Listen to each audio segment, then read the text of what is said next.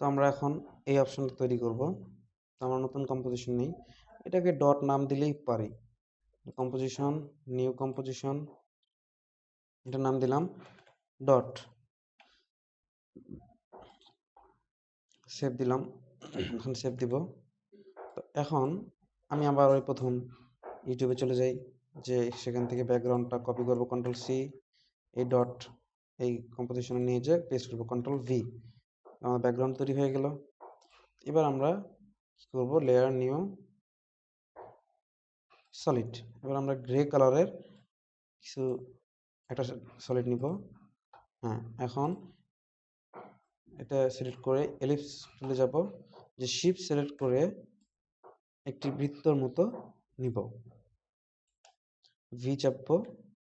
এখন এটা সিলেক্ট করে কন্ট্রোল চাপবো, দিয়ে এটাকে ডাবল ক্লিক করব, তাহলে প্যান বিহাইন্ড টুলের মাধ্যমে এটা মাঝখানে বরাবর এঙ্কর পয়েন্ট চলে আসলো। ভি চাপবো।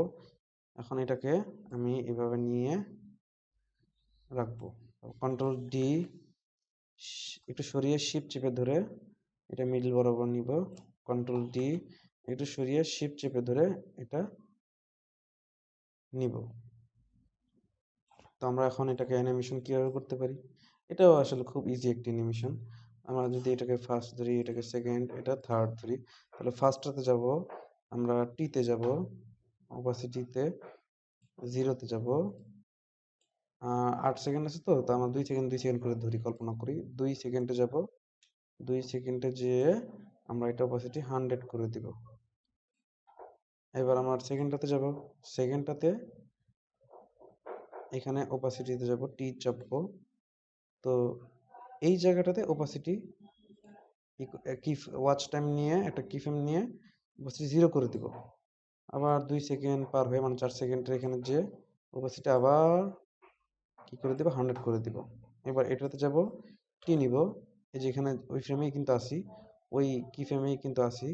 তাও যদি আপনার যদি মনে হয় যে না আমি কিভাবে ওইটাতে যাব, শিফট চেপে ধরবেন, তাহলে দেখবেন স্ন্যাপ টুল কাজ করবে, আপনি কি ফ্রেম বরাবর যেতে পারবেন। তো এইটা এখন আমরা এটার ধরে এখানে একটা ওয়াচ টাইম নিব, এখানে 0 করে দিব, মানে কি ফ্রেম নিব, নিয়ে আবার 6 সেকেন্ড এখানে এসে 6 সেকেন্ড এখানে এসে আমি ওপাসিটি 100 করে দিব। এখন আমাদের অ্যানিমেশনটা আসলে কি হলো সেটা একটু দেখি। তো আমাদের এই যে এইভাবে এইভাবে একটার পর একটা অ্যানিমেশন চলে আসলো। এইভাবে অ্যানিমেশন একটার পর একটা চলে আসে। আমরা চাইলে এটাকে ফাস্ট করতে পারি একটু।